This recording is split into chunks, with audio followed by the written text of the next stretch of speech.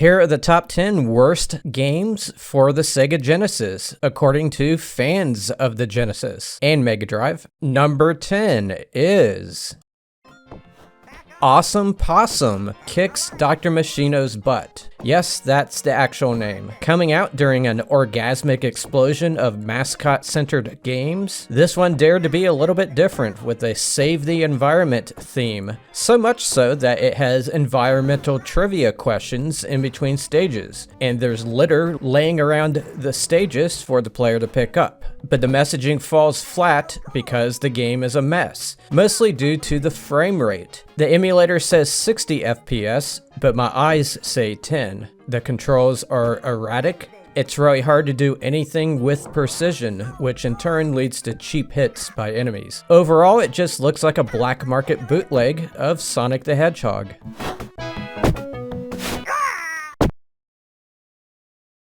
Number 9 is Ballz, 3D fighting at its ballsiest. Yes, that is the name. You have to give them credit for trying to do something different with the fighting genre by having the fighters made out of spheres. The concept worked for the Vectorman games, but it doesn't quite work here. The visuals are just unimpressive, even for the time. The gameplay is unimpressive as well. It ends up being just a bunch of button mashing. They tried to add some life by having television screens in the background, flashing all kinds of stuff, but it just ends up being distracting. And no, I'm not gonna make some crude joke about the game's name, such as this game sucks balls, or my own balls have better gameplay than this. This channel is just too classy for that kind of thing.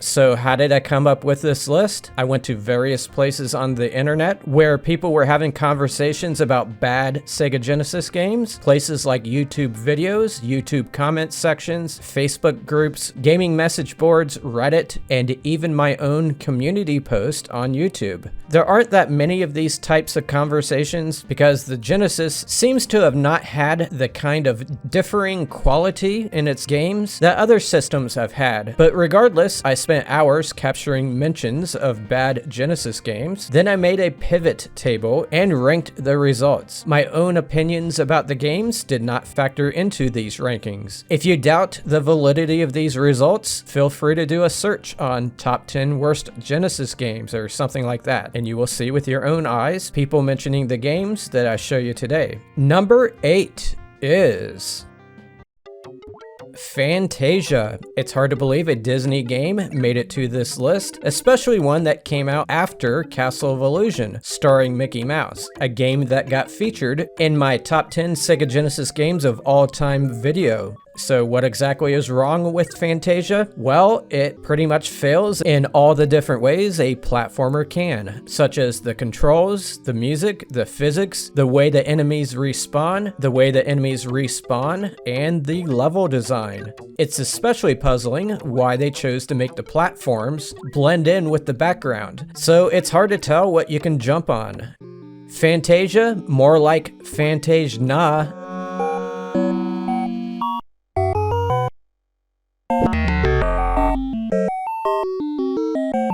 Number 7 is Heavy Nova. In this one, you move your doll through a short action stage lasting about 35 seconds, and then you fight a boss Street Fighter style. And no, I didn't misspeak when I said doll. That's what you and the bosses in this game are called. It's an acronym for Defensive, Offensive, Lethal Liberators. What people hate is that the controls are delayed and clunky. It's way too easy to end up facing the wrong direction. That's an aspect that affects a lot of the games you'll hear about today. People also dislike the quality of the boss fights. It's so hard to execute any kind of strategy, so you end up just button mashing. At best, it feels like a prototype for a more robust and better playing game.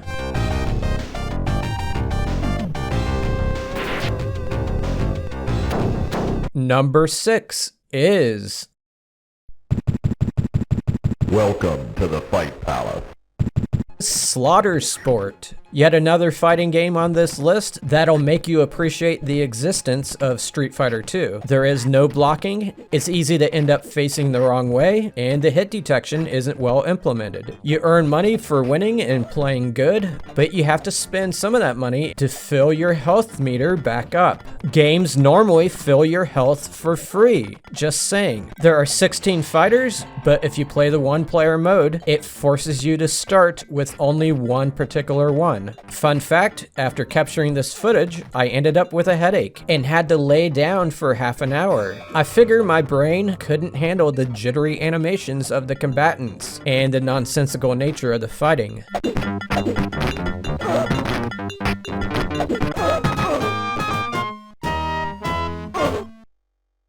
Number 5 is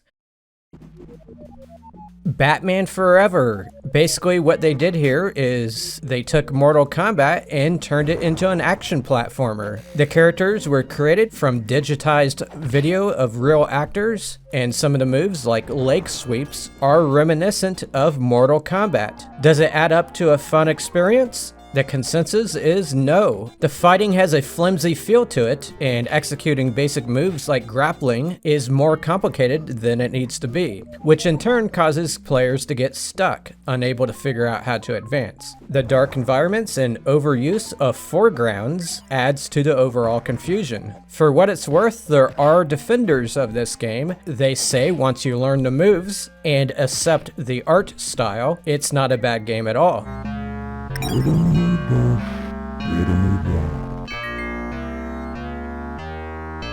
Number 4 is Gunstar Heroes. Here is yet another mindless Contra wannabe run and gun. What it lacks in substance, it tries to make up for in explosions. And why on earth do you have to fight a giant stalk of asparagus? Come on, man.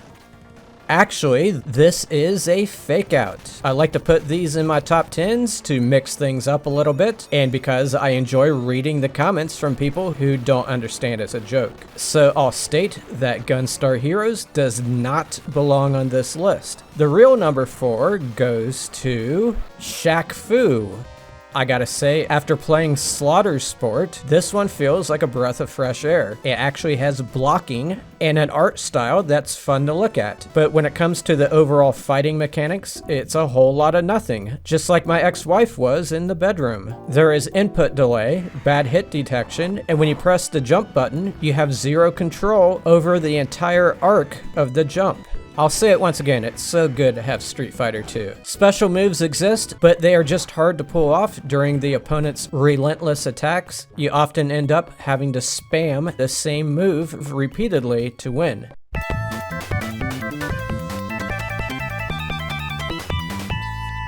Number 3 is Rise of the Robots. This never came out on the Genesis. It was instead relegated to the Mega Drive in Europe. The graphics looked good when paused and made for some impressive screenshots in magazines back in the day. But the gameplay is as dry as my mouth after chewing on rock salt. When you look at tips on how to play the game, sometimes people recommend that you don't try to employ any type of strategy when you're playing this. Instead, they tell you to just use one move over and over again. That pretty much tells you everything you need to know about this game.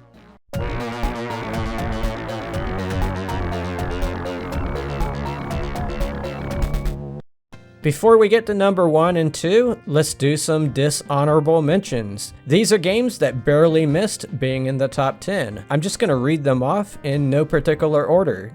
Back to the Future Part 3. Last Battle.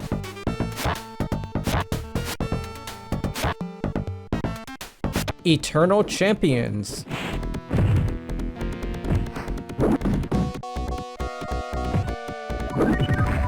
Bubsy and Claw's Encounters of the Furred Kind.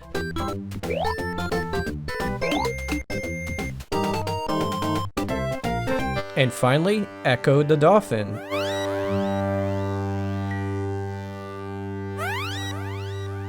Now I'm going to show you something new, and I'm going to call it Miss Honorable Mentions. These are games that came up a lot, but just missed being in the dishonorable mentions. I'm just going to put the names of these games on the screen right here.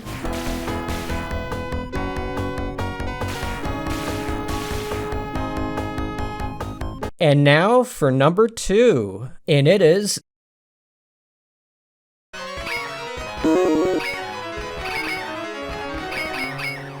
Dark Castle. I tried in vain to capture some competent gameplay footage here, but I just kept dying, never advancing past the first screen in any of the selectable areas. But what you see here demonstrates all the things people find unenjoyable about this game. This guy's movements are just too slow to deal with the speed at which enemies move. Throwing rocks at them is one way to deal with them, but that involves an arm rotation that doesn't work very well and is very slow. And even if you do kill something, a new enemy takes their place very quickly. The sound effects are so irritating to listen to, it seems intentional.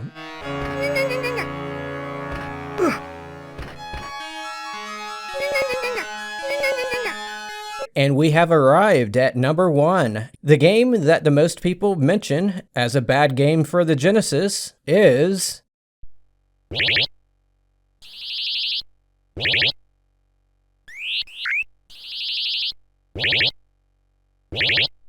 Sword of Sodan. This looks like one of those fake games they play on The Simpsons or Family Guy. The sprite sizes are gigantic, but to make room for them, they apparently had to cut out any kind of music. It's just the sound of birds chirping and guys moaning, just like I used to hear when I used to call my ex trying to figure out where she's at. Like some of the other stinkers on this list, it's easy to end up facing the wrong way, and turning back around doesn't come easily. Gameplay is monotonous, and the animations are delayed. There are potions you can drink with various effects, depending on whether you combine them or not. That's about as exciting as this game gets.